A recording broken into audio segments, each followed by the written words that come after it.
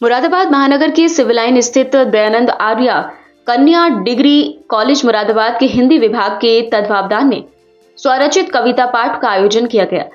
कार्यक्रम का शुभारंभ प्रबंध समिति व कार्यक्रम के अध्यक्ष उमाकांत गुप्त व महाविद्यालय की प्राचार्य प्रोफेसर सीमा रानी जी के द्वारा मां सरस्वती की प्रतिमा पर माल्यार्पण व दीप प्रज्वलित कर किया गया। निर्णायक मंडल में महाविद्यालय की प्रबंध समिति की आजीवन सदस्य संतोष रानी गुप्ता, नवगीतकार योगेंद्र व्योम जी व साहित्यकार राजीव प्रखर रहे। कार्यक्रम का संयोजन हिंदी विभाग द्वारा व संचालन विभाग प्रभारी प्रोफेसर कंचन सिंह द्वारा किया गया।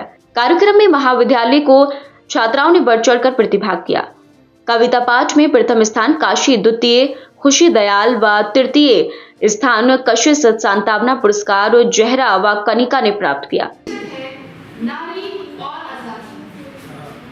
आज भी हमारे समाज में महिलाओं को सुरक्षा एवं स्वतंत्रता की कमी का सामना करना पड़ता है।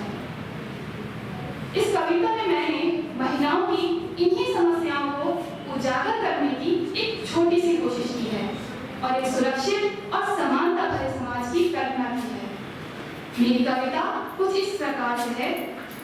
वो आजादी जिसका है हर बेटी को इंतजार, कब मिलेगी वो आजादी जिसका है हर बेटी को इंतजार, जिसमें वे खुलकर जी सके और अपने सपनों को कर सके साकार, जिसमें वे खुलकर जी सके और अपने सपनों को कर सके साकार। कब सड़कों पर बिन डरे चल सकेगी बेटी, कब सड़कों पर बिन डरे चल सकेगी बेटी, कब खत्म होगा ये दुष्कर्म, कब खत्म होगा ये अत्याचार, कब मिलेगी वो आजादी जिसका है हर बेटी को इंतजार, जिसका है हर बेटी को इंतजार।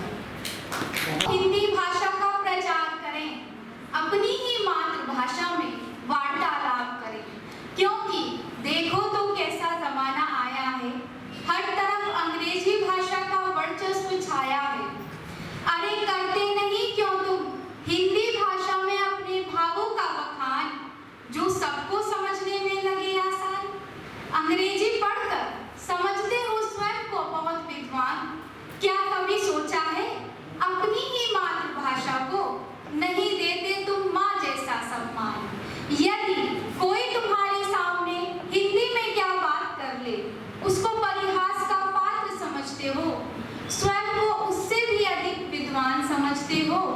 वैसे तो कहते हो मैं हिंदुस्तानी हूँ, हिंदी भाषी हूँ, पर क्या कभी हिंदी भाषा बोलते हो? नहीं, आप तो अपनी मातृभाषा के नाम पर भी अन्य भाषाओं के शब्द उसमें बोलते हो। आप अपने मातृभाषा के महत्व को क्यों नहीं समझते हो? अरे ये वही मातृभाषा है जिसके द्वारा राष्ट्रपिता बापू ने पूरे देश को एकता के सूत्र में बांधा था।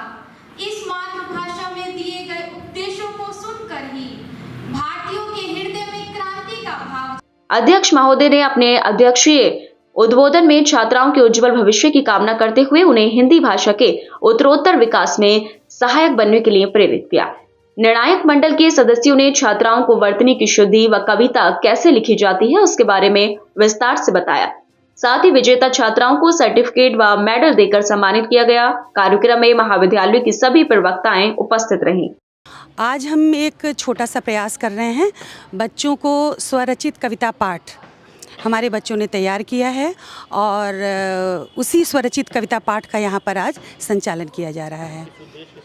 ये उद्देश्य सिर्फ यही है कि बच्चे थोड़ा सा पढ़ने और इतर जो उनकी पाठ्य पुस्तकें हैं उसके अलावा कुछ और पढ़ें और पढ़ने के साथ ही साथ लेखन में सक्रिय हों और लेखन के साथ साथ हिंदी की वर्तनी और हिंदी लिखने की जो कला है उसको वो थोड़ा सीखें। और इसके लिए हमने यहाँ पर 2 हमारे जजेस आए हुए हैं।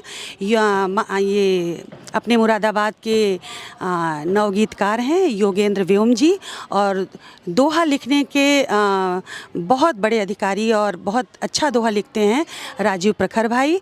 और हमारे कार्यक्रम की अध्यक्षता महाविद्यालय के प्रबंधक श्री उमाकांत गुप्त जी कर रहे हैं।